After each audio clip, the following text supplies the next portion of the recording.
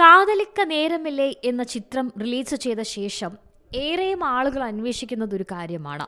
ആ ചിത്രത്തിലെ ഗതി തന്നെ മാറ്റിമറിച്ച സ്പേം ഫ്രീസിങ്ങിനെ കുറിച്ച്. എന്തിനാണിത് ചെയ്യുന്നത്?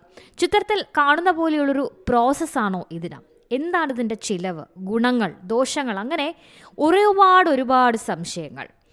ഒരു പുരുഷൻ്റെ പ്രത്യുൽപാദന ശേഷി സംരക്ഷിക്കുന്നതിനുള്ള ഏറ്റവും വിജയകരമായൊരു മാർഗമാണ് സ്പേം ഫ്രീസിംഗ് അഥവാ ബീജം മരവിപ്പിക്കൽ. അതുവഴി അയാൾക്ക് പിന്നീടൊരു കുട്ടി ഉണ്ടാകാൻ ശ്രമിക്കാം. മറ്റൊരാളുടെ ചികിത്സയിൽ ഉപയോഗിക്കുന്നതിനായും ഈ ബീജം സംഭരിക്കാൻ ഇത് ഉപയോഗിക്കുന്നു. പുരുഷന്റെ ബീജം ശേഖരിക്കുകയും വിശകലനം ചെയ്യുകയും മരവിപ്പിക്കുകയും സംഭരിക്കുകയും ചെയ്യുന്നൊരു പ്രക്രിയയാണ് ബീജം മരവിപ്പിക്കൽ അഥവാ സ്പേം ഫ്രീസിംഗ്.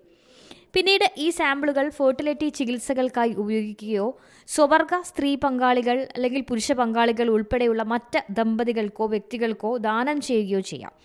ഈ മൊത്തത്തിലുള്ള പ്രക്രിയ ക്രയോ പ്രിസർവേഷൻ എന്നാണ് അറിയപ്പെടുന്നത്. ചിലപ്പോൾ ബീജ ബാങ്കിങ് എന്നും ഇതിനെ പറയുന്നു.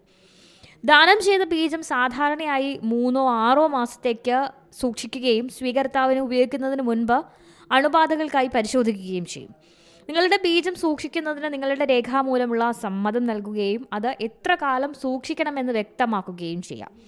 പ്രത്യുൽപാദന ശേഷി നഷ്ടപ്പെടാൻ സാധ്യതയുള്ള ആളുകൾക്ക് സാധാരണയായി ബീജം മരവിപ്പിക്കൽ ശുപാർശ ചെയ്യാറുണ്ടെങ്കിലും വിദഗ്ധർ ഒരു മുൻകരുതൽ എന്ന നിലയിൽ എല്ലാവർക്കും ഇത് ശുപാർശ നൽകുന്നുണ്ട്.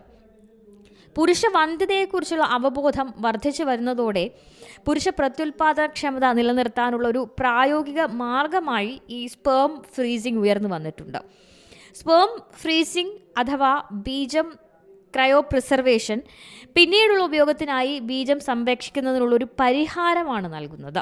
പുരുഷന്മാരിൽ ഇപ്പോൾ ബീജങ്ങളുടെ എണ്ണം കുറവായിരിക്കുകയും ഭാവിയിൽ വന്ധ്യത നേരിടേണ്ടി വരികയും ചെയ്യുന്ന സാഹചര്യം, പ്രത്യേകിച്ച് പുരുഷന്മാർ വൈദ്യചികിത്സയ്ക്ക് വിധേയരാകുന്ന സാഹചര്യങ്ങളിലുമൊക്കെ ഇത് വളരെ പ്രസക്തമാണ്. പുതിയ വാർത്തകളും വിശേഷങ്ങളും ഇനി വിരൽ തുമ്പിൽ. എല്ലാ ഡിജിറ്റൽ പ്ലാറ്റ്ഫോമുകളിലും ഇപ്പോൾ സീ മലയാളം ന്യൂസ് ലഭ്യം.